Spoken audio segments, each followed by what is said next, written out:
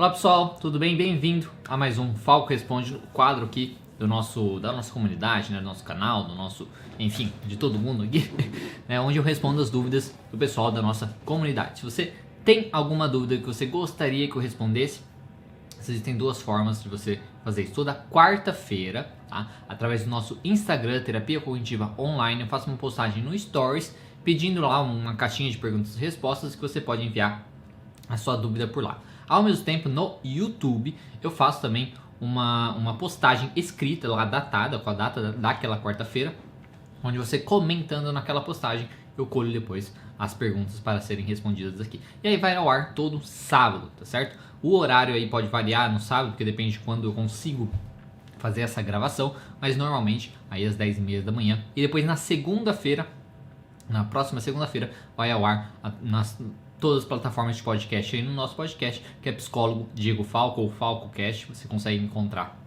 tá certo? Lembrando que se esse vídeo ficar um pouco longo, tipo, se tiver muitas perguntas, muitas dúvidas, talvez ele vai ser dividido em dois, tá certo? Então se passar de meia hora, eu vou dividir em dois.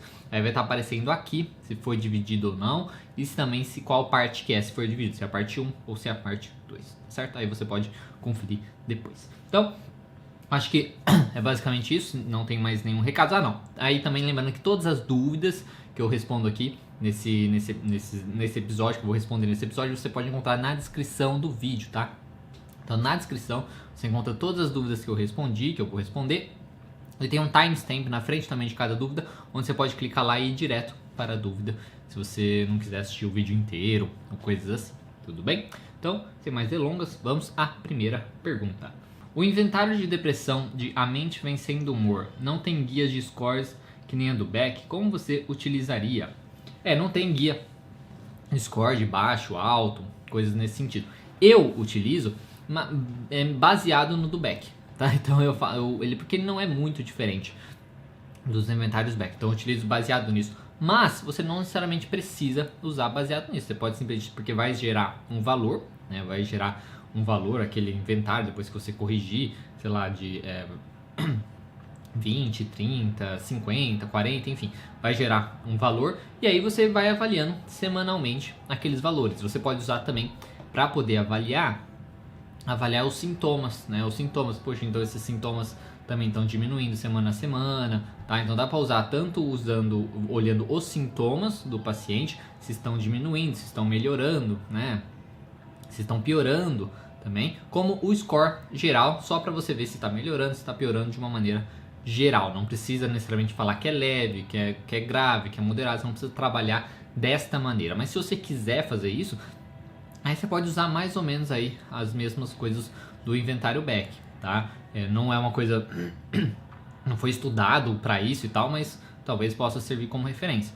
Mas não precisa fazer isso, usa só o valor geral mesmo para você comparar com o da semana passada, comparar com o da próxima semana, né? E vai vendo também os dos próprios sintomas, se os próprios sintomas estão melhorando, se estão piorando, porque melhoraram, porque pioraram. Não pode ser usado dessa maneira, certo?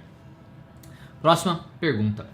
Quais as maiores dificuldades em aplicar a TCC em si mesmo? Existe alguma adaptação para facilitar? A maior dificuldade de aplicar a TCC em você mesmo, na verdade qualquer teoria, né, qualquer psicoterapia e tal, é porque você está sendo influenciado pelas suas crenças disfuncionais, pelo seu humor, pelo seu transtorno que você talvez tenha.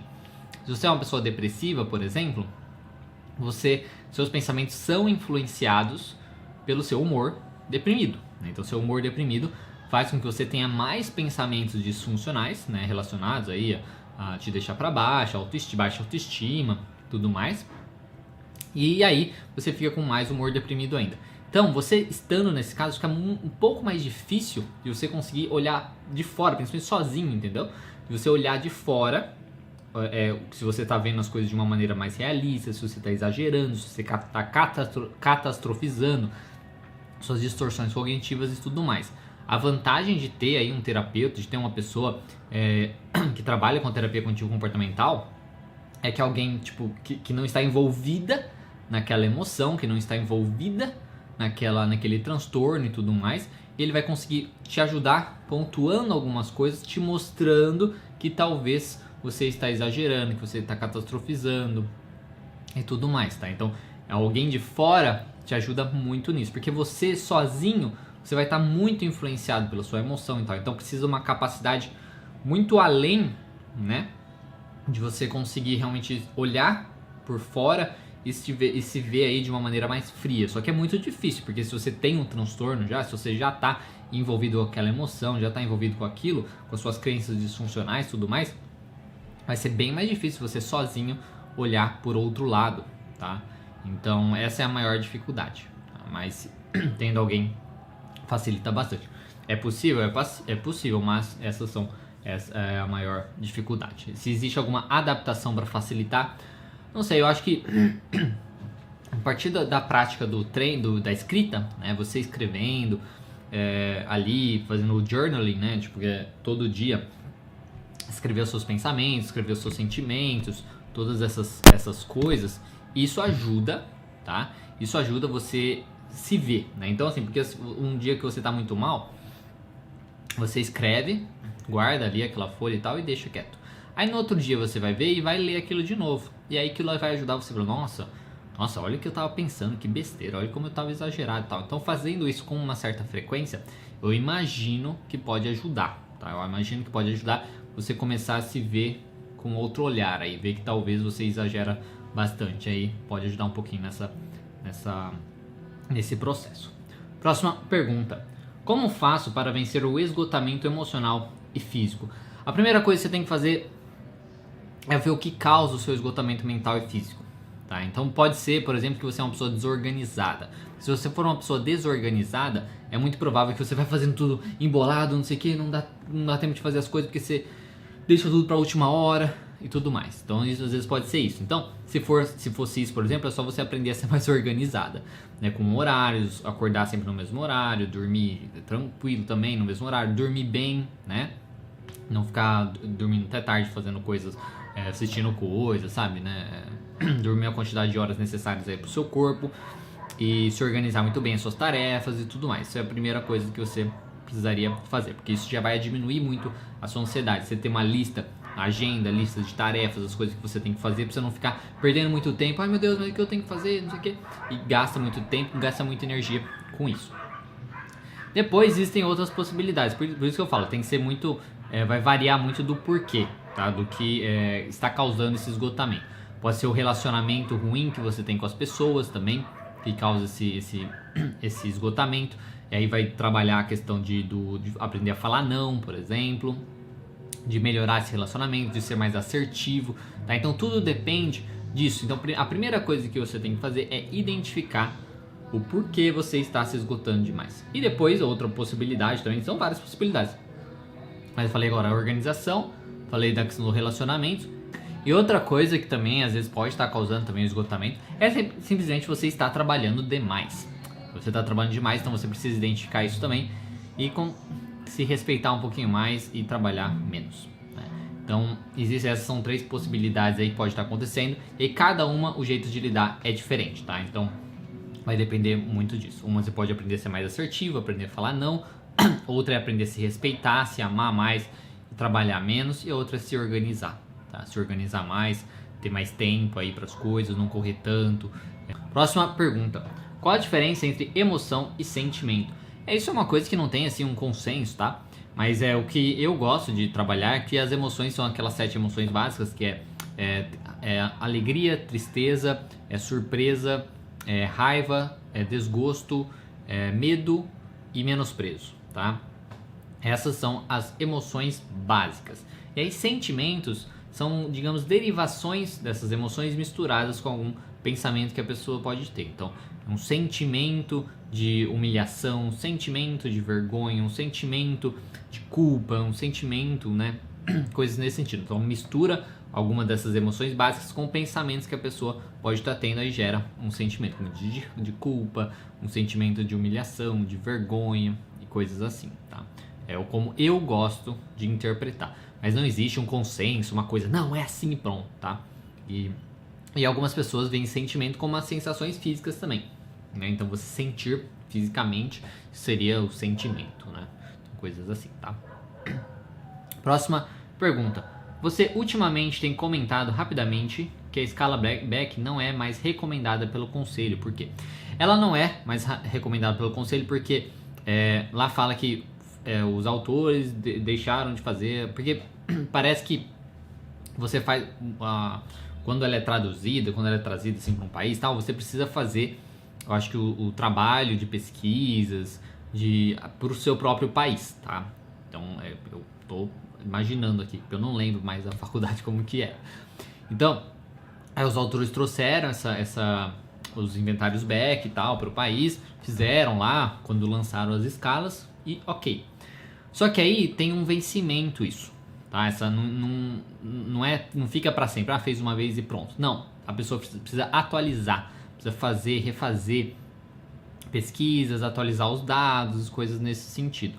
E não foi feito isso. Então, desde 2018 tá lá como desfavorável. E aí os testes estão desfavoráveis, o conselho considera que é antiético utilizar e tudo mais. Como eu falo, eu acho que é uma besteira, não acho que é tipo uma falta de uma atualização, coisa assim que deixa a coisa inválida, certo? De ser utilizada.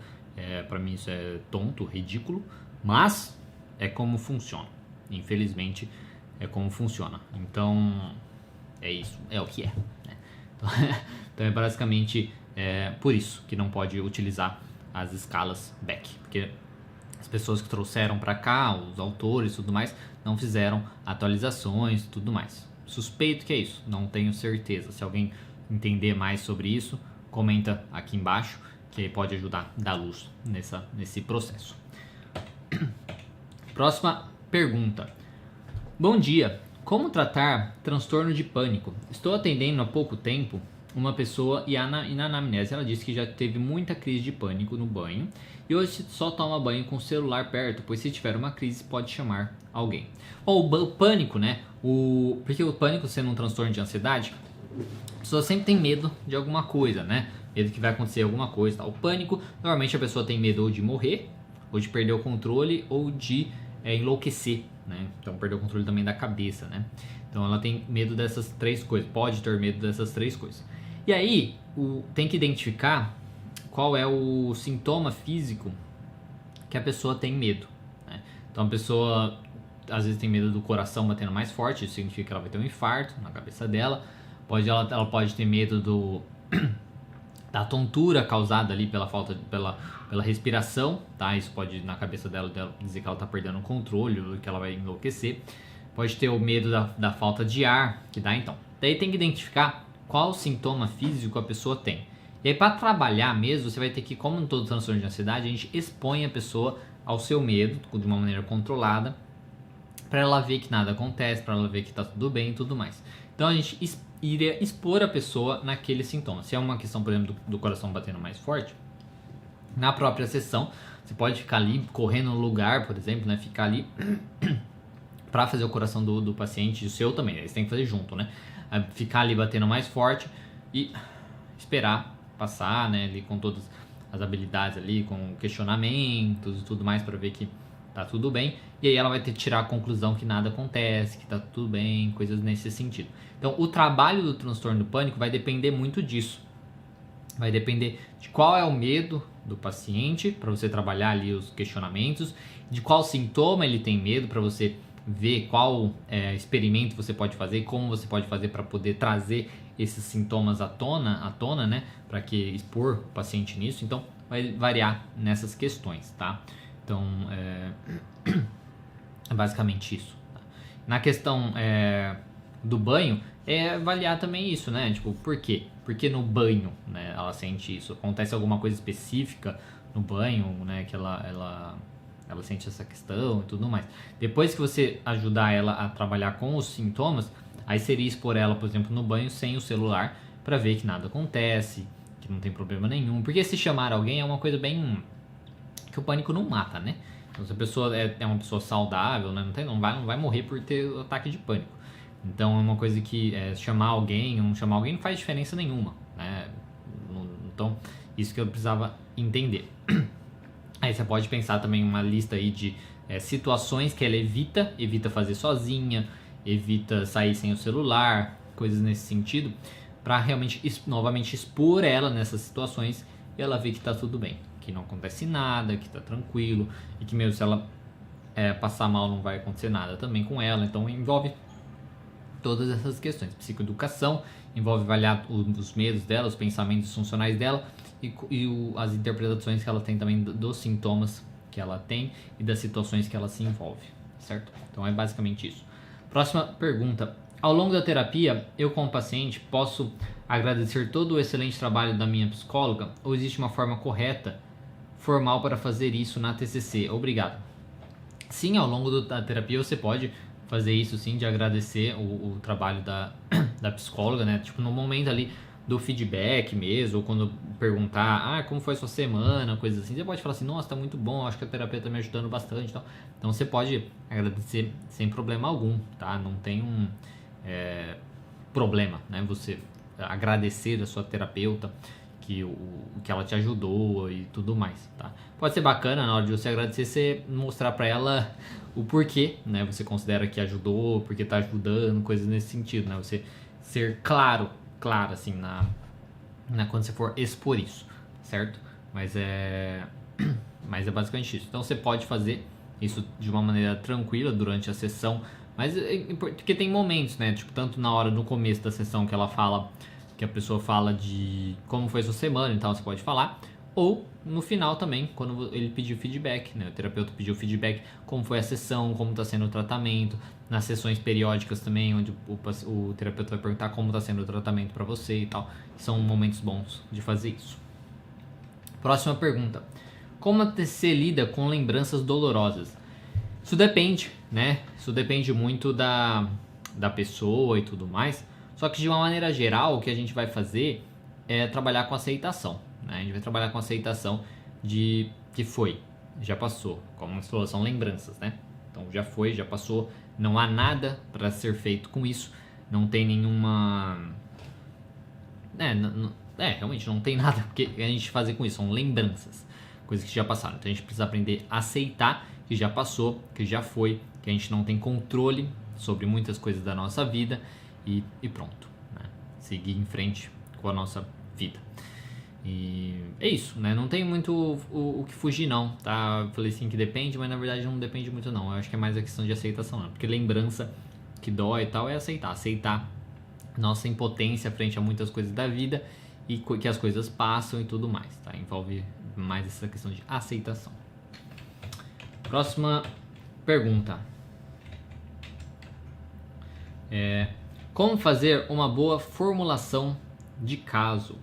Para fazer uma boa formulação de caso, você tem que ter fazer um bom RPD, né, registro de pensamento disfuncional, montar vários aí modelos cognitivos certinho, que podem te ajudar, né, podem ser bacana. Porque daí você faz um bom modelo cognitivo, bom registro de pensamento disfuncional, e aquilo você vai ter uma boa base para poder montar a parte de cima. Porque daí você vai ter a identificação ali dos comportamentos de segurança da pessoa, você vai ter identificação de possíveis crenças que a pessoa tem.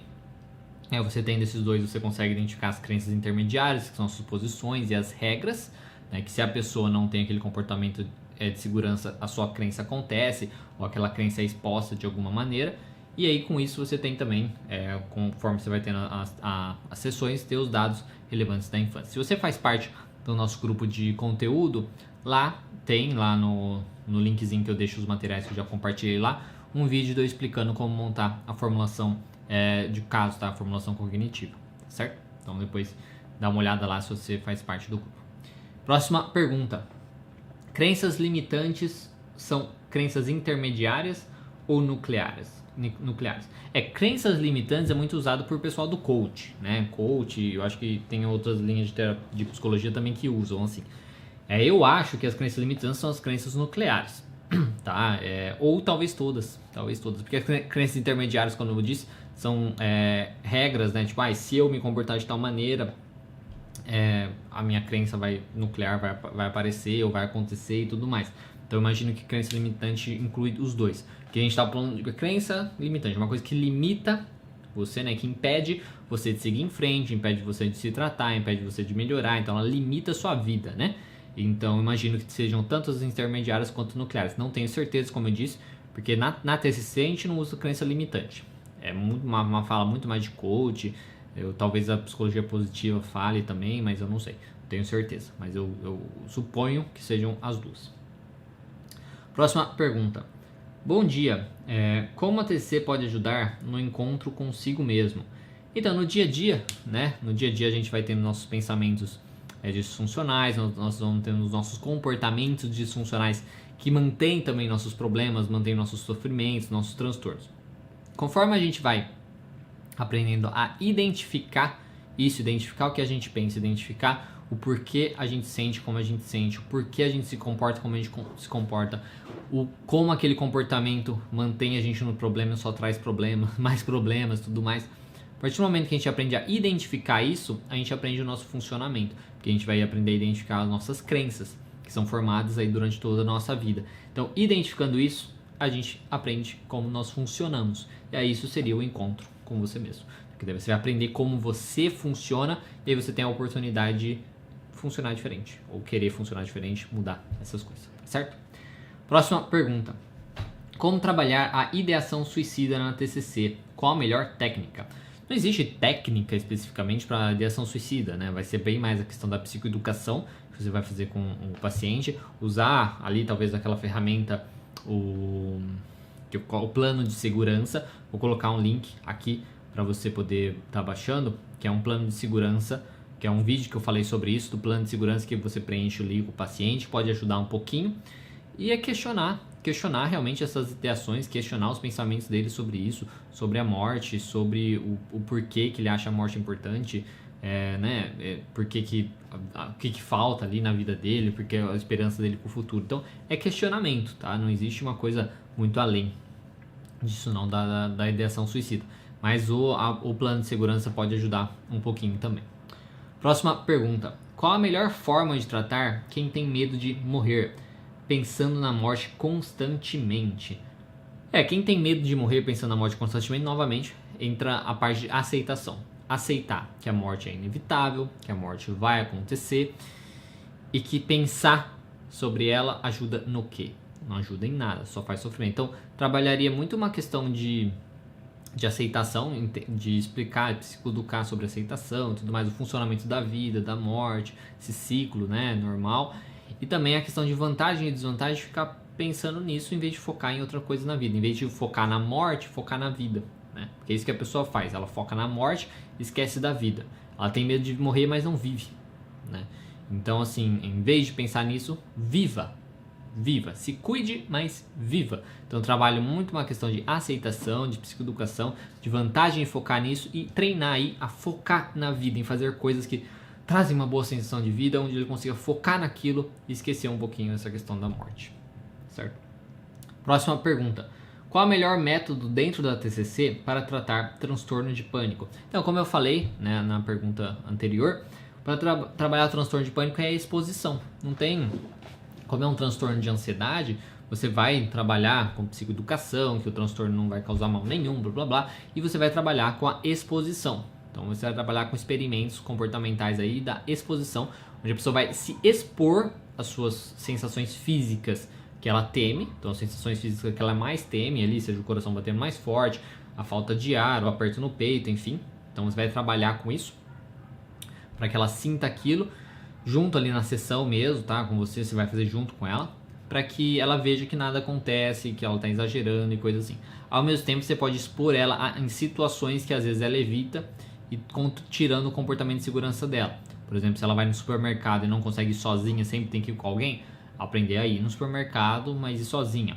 Ou ir no supermercado e ficar o mais longe possível da porta, para ela ver, né? Então, é expor ela nessa situação, mas é tudo de uma maneira bem controlada, sabe? Não é simplesmente, vai lá e faz, tá? Porque isso só vai piorar a questão dela. É de uma maneira controlada, com uma hierarquia do mais tranquilo pro mais difícil e tudo mais, tá certo? Então esse é o melhor método, a exposição. Próxima pergunta. Fale sobre a técnica da flecha descendente e o objetivo dela na terapia. A flecha descendente ou seta descendente, o objetivo dela é a gente conseguir identificar o significado de cada pensamento do paciente, né? Porque cada pensamento que ele tem, existe um significado por trás, que aí a gente consegue identificar, por exemplo, as crenças disfuncionais do paciente. Então, qual é o real medo dele? Tipo, eu tenho medo de ser julgado pelos outros. Mas por que você tem medo de ser julgado pelos outros? Se você for julgado pelos outros, isso significaria o quê? Se você for julgado pelos outros, o que aconteceria com você? Então, essas coisas, essas perguntas e tal, ajuda aí na flecha descendente a gente saber o significado daquilo. Isso eu diria que os outros vão me achar estranho, vão perceber que eu sou estranho. Tá, se eles vão perceber que você é estranho, se isso realmente acontecesse, o que isso significaria, o que aconteceria? Eles iriam se afastar de mim, tá? Então a gente chegou aqui no principal, que esse é o principal, que é que ele tem medo das pessoas se afastarem dele, que vão achar ele estranho e que vão afastar. Então, o objetivo dela é ajudar a gente a descobrir aí as crenças do cliente, tá? Descobrir as crenças do cliente, do que aquilo realmente importa. Às vezes pensamentos que são verdadeiros também, que por mais que você questione, não adianta porque são verdade, a gente descobriu o que realmente está por trás daquele pensamento pra gente conseguir avaliar, pelo menos assim, o que ele realmente pensa sobre aquilo, por que aquilo causa tanto mal nele, tá certo? É mais ou menos nessa linha, para isso que serve a flecha descendente. Mostrar, e cada vez que a gente vai descendo, vai chegando a pensamentos mais catastróficos, mais complicados, coisas assim. Próxima pergunta. Como lidar com o paciente que se coloca o tempo todo no lugar de culpa? Então a gente vai trabalhar a culpa muito dependendo da situação, né? A gente pode trabalhar, por exemplo, torta de responsabilidade, mostrar para ele qual a real responsabilidade dele naquela situação, se existem outras pessoas que podem ser responsáveis por aquilo e tudo mais, né? Então a gente diminuir um pouco essa culpa, né? Distribuir mais essa culpa entre as pessoas que estão envolvidas na situação, e coisas nesse sentido, tá? Outra maneira também de trabalhar é focar na questão de que focar nisso, né? De se culpar e tudo mais ajuda no quê? Né? Tem algum benefício para ele, então vantagem, desvantagem realmente de fazer nisso, ajuda em alguma coisa e tudo mais. E se ele tivesse uma outra maneira de enxergar as coisas, né? Um pensamento alternativo, um comportamento alternativo, teria algum outro benefício? Será que não seria melhor? Será que não seria mais válido? Aí ver a vantagem e desvantagem disso e treinar esse comportamento alternativo, esses pensamentos alternativos, tá? Então é basicamente isso. Próxima pergunta. O que você poderia dizer sobre conceitualização de caso? Mostrar o que você usa ou algum exemplo. A conceitualização de caso, o que eu uso, no caso, é o registro lá de conceitualização de caso. Se você faz parte do nosso grupo de conteúdo, acessa lá, que na descrição tem lá um link onde tem um vídeo de eu falando sobre conceituação de caso, como você pode utilizar, tá? Então, e tem também um exemplo, nesse próprio vídeo tem um exemplo de como você pode usar, tá? Desse caso. Não vou colocar aqui porque daí você pode acessar lá, eu acho que é mais fácil. Então, entre lá, colocar aparecendo aqui na tela o link lá para o nosso grupo de conteúdo, aí você pode entrar lá, participar, e aí você, na descrição do grupo de conteúdo tem lá um link onde você pode acessar todos os materiais que eu já compartilhei, e nesses materiais tem um vídeo que pode ajudar lá, tá? Um vídeo e também o material também da conceituação e tudo mais pode ajudar para você. Próxima pergunta. Como trabalhar com a pessoa que é bastante disfuncional nas suas relações, mas não se vê como disfuncional? Bom, se ela não se vê como disfuncional, você pode tentar mostrar para ela assim: bom, se você continuar se comportando dessa maneira, que resultado vai ter? Né? Tipo, vai ter algum resultado positivo, vai ter um resultado negativo, né? Que resultado vai ter? Então mostrar para ela como o seu comportamento pode afetar de uma maneira negativa, só que você não vai falar isso para ela. Você tem que mostrar, ela precisa reconhecer como ter aquele comportamento, ser disfuncional e tudo mais, vai prejudicá-la, né? Vai prejudicar ela, vai prejudicar o relacionamento e tudo mais. Então você precisa mostrar para ela isso questionando mesmo, né? Pois se você continuar agindo dessa maneira, qual é o resultado disso? Tá? Esse é o resultado. Qual é o seu objetivo no seu relacionamento? Tá? Meu objetivo é esse e o resultado é esse. Então, né? Talvez não vai combinar. E para atingir esse objetivo, então, como que você acha que você deveria estar se comportando? Então, isso poderia ser uma maneira interessante. Agora, se mesmo assim ela fala que não, que tendo aquele comportamento não vai ter nada de ruim, e aquele comportamento vai ajudá-la a atingir o objetivo que ela quer, né? Aí não tem muito o que fazer. Né? Aí não tem muito o que fazer. E aí, através das situações, conforme elas vão acontecendo, mostrar de uma maneira bem clara, assim.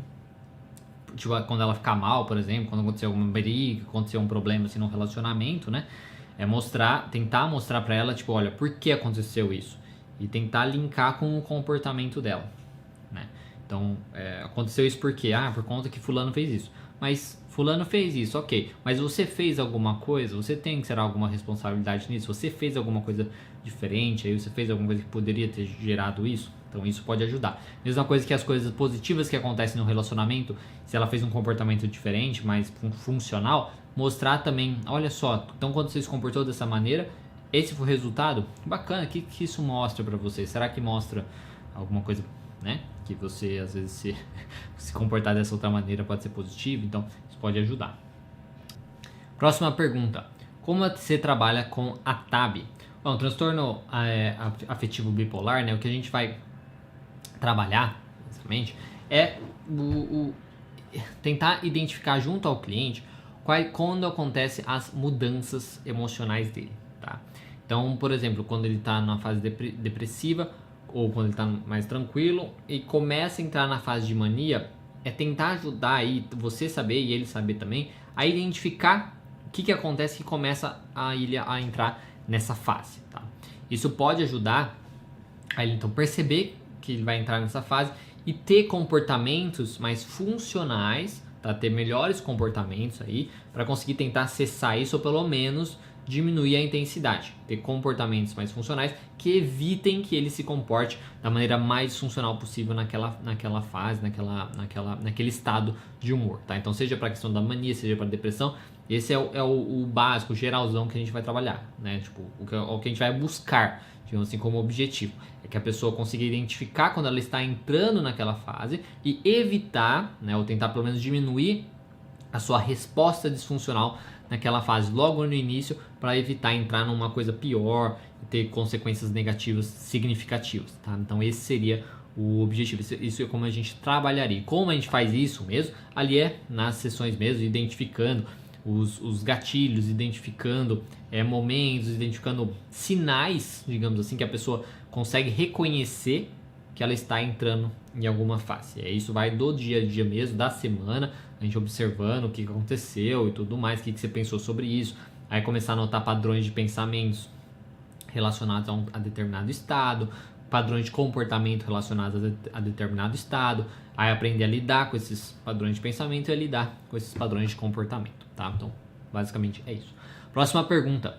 O que é terapia da terceira onda? Terapia de terceira onda são as terapias contextuais, né, que falam.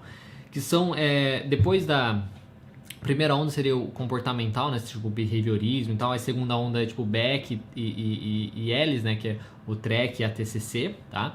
E a terceira onda inclui outras linhas de terapia que são que foram surgindo depois da terapia cognitivo-comportamental. Tem a terapia, por exemplo, do esquema, a dialética comportamental, tem a processual, tem a arte de aceitação e compromisso, da compaixão, enfim. Tem várias outras linhas de terapia que foram surgindo aí a partir da terapia cognitivo-comportamental, a partir da comportamental, tá? Então são outras formas de terapia, basicamente, que tem a mesma linha aí da TCC, tá? Da terapia cognitiva ou da terapia comportamental. Então é basicamente isso, tá? Existem uma maneira diferente deles enxergar o ser humano, tá? Muda algumas coisas da TCC, como eles enxergam o funcionamento, e na maneira de trabalho, atualmente eu não consigo, por mais que eu veja, que eu participe de congressos, que as pessoas me expliquem e tudo mais, eu não vejo nenhuma mudança no trabalho. Tipo, no trabalho assim eu não vejo nenhuma diferença, tá? Porque quando a gente pensa na terapia cognitivo-comportamental, por ela ser bem focada ali no modelo cognitivo genérico e tudo mais, a gente consegue trabalhar com tudo, com todos os transtornos e tudo mais. Então eu não consigo ver uma grande diferença, assim, porque essa é muito diferente. Uma coisa que eles trazem muito, que é muito bacana, é a parte da aceitação, né? Hoje em dia a gente fala bastante de aceitação, mas por conta disso. E do mindfulness, né? Realmente que traz essa questão da aceitação. Então, que é da atenção plena e tudo mais. Então, tem um vídeo falando sobre a terceira onda aqui no canal. Eu falo bem pouquinho, mas falo um pouco, né? Vou colocar nos cards na descrição para você dar uma olhada, uma conferida, tudo bem? Próxima pergunta e a última pergunta: suicídio e TCC. Bom, eu já falei sobre isso, né, na questão do suicídio. Vou colocar, porque você perguntou uma coisa específica, suicídio e TCC. Tipo, né? Então, tem um vídeo também, vou colocar no card e na descrição que eu já coloquei. Já vai estar, porque teve uma outra pergunta sobre ideação suicida. E aí você pode conferir lá como a gente pode trabalhar com essa parte do suicídio com a terapia cognitivo-comportamental, certo? Então, muito obrigado para todo mundo que enviou as dúvidas. Lembrando que se esse vídeo for dividido em dois, vai estar aparecendo aqui. Se foi dividido, vai estar aparecendo a parte do vídeo, se é a parte 1, se é a parte 2. Se não for dividido em dois, vai estar aparecendo que não foi dividido, tá? Muito obrigado, espero que vocês tenham gostado. Por favor, dê um gostei se vocês gostaram, dê um não gostei se vocês não gostaram. E também, qualquer coisa é só enviar nos comentários. Se quiser participar na próxima vez também, vocês podem na quarta-feira, lembrando lá através do nosso Instagram, Terapia Cognitiva Online, posto uma postagem lá no Stories, pedindo para você enviar suas dúvidas. E também uma postagem escrita aqui no YouTube, onde você pode também comentar nessa postagem que eu colho as perguntas depois e respondo, tá certo? Então, muito obrigado, compartilhem com quem você acha que pode usufruir desse conteúdo. Se você não for inscrito no canal, se inscreva e um bom final de semana, um bom dia para vocês e até o próximo vídeo.